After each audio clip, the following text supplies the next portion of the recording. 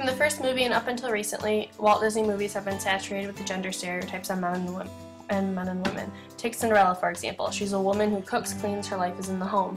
This implies that women don't need any special skills or a job outside of homely duties, and because they are the superior group, white men do not have to do the dirty work, such as housework. The most inferior group does it, usually poor women of color. Not only does Cinderella imply this stereotype, but it also presses the point that being beautiful and outwardly appealing is the most important aspect a woman can have, especially when looking for a man. Physical appearance is often an obsession for people in U.S. society, especially people that are privileged enough to have time and money to attend to their bodies. The pressure to look right can be internalized as profound self-disapproval. Even for people who would be considered attractive within their communities, the dominant culture of obsession with youth, muscles, whiteness, blondness, and thinness undermine positive attitude for many.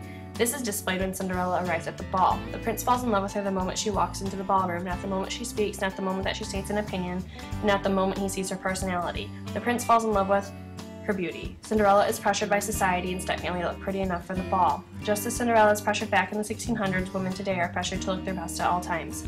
Today, even though there's a lot of social media giving attention to perfect bodies, those perfect bodies should be further enhanced to impact the personality and individuality of the person, rather than just being a source of attraction to males. Appearance can be used for having a good presentation in the workplace. It can further be utilized by setting some professional goals and objectives in the field of cosmetics and beauty, work as a model, or in any other media industry.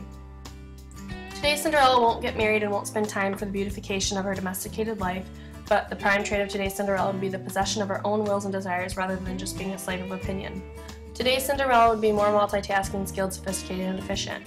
She would also be comfortable taking care of the home as well if she was willing to do so. She would have a multi-dimensional approach toward the latter than just thinking about one dimension and taking care of her home. Cinderella has a lot more potential rather than just taking care of the home, cooking, cleaning, and pleasing her prince.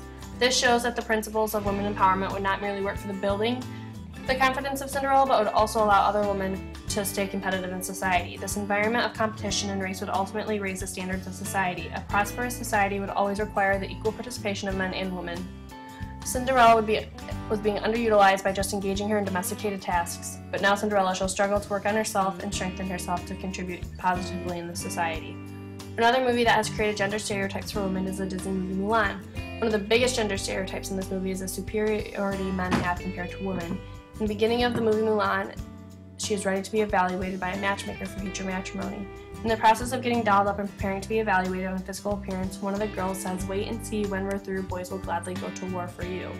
This is incredibly repressive and shows that boys are meant to be masculine and girls are meant to be at home. Mulan is constantly reminded to be quiet and demure as to be the perfect daughter. She is expected to get married, be quiet, and stay at home being a perfect wife. Instead, she takes her father's place at war and disguises herself as a male. In reality, back in this time, she would have been killed for such a crime. Helena Zia, a Chinese woman, recalls in her article From Nothing to Consciousness the stereotypes she had to face while growing up. Zia recalls when applying for colleges, her father saying, "An unmarried woman belongs at home with her parents." In the movie Mulan, it is unacceptable to disobey a father, let alone bring dishonor to the family by jetting off to war impersonating him. Mulan sees herself as failing as a woman, which is why she joined the war, to hope to find something she could do right. Her process was, if I failed at being a woman and daughter, maybe I could make a good man. When Mulan goes to warn Li Shang ignores her and does things his way, which plays into the stereotype that men think women are below them. If Li Shang would have listened, there would not have been a battle. Even when warning Li Shang, Mulan did not care that she was a woman and the consequences that would follow if she fought. Even during the battle, Mulan used her knowledge of a woman to help the cause. Mulan disguised men as women and snuck them into the castle, proceeded to use shawls to climb the emperor's building. If we were to remodel this movie today, it isn't Mulan we would remodel. Disney did a great job at showing women ahead of their time. Mulan was an early example of the feminist movement happening right now in our society. China is a character that needs to be remodeled. More specifically, those Chinese traditional and conventional ethics need to be considered once again to actually cope with the global trend. The society in Mulan gives it an eye of inferiority toward females. Women should be empowered with abilities, potentials, talent, and power to compete in the world. Mulan might have been able to do a lot more if she didn't have to face all those hardships and shortcomings by her family and surroundings. The movie Mulan could have been modified, the behavior shown by Mulan's father. Her personality could have been more open and productive to be useful in different spheres of life. She shouldn't have been forced to just live at home and take care of domesticated issues arising at home.